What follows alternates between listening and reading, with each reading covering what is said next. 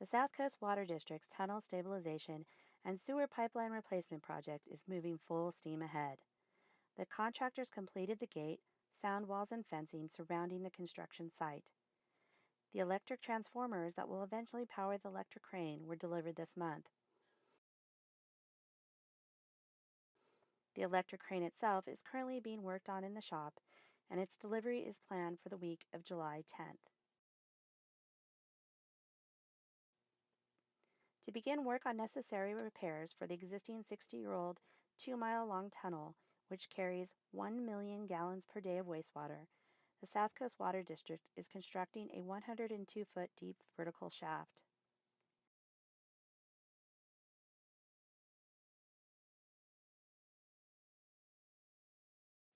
After the shaft is completed, a new 350-foot-long tunnel will be built under the highway from the shaft to the existing tunnel.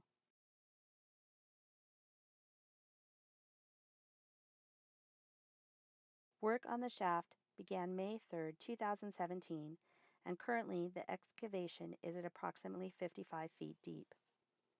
The contractor is positioning and leveling a track-mounted drill rig in the shaft bottom. The drilling of the holes will provide relief for the hydraulic breaker and speed the excavation.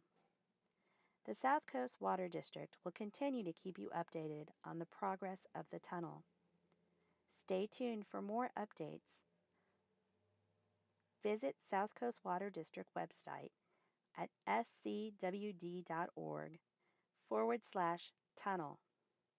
You can also find more information on our Facebook page.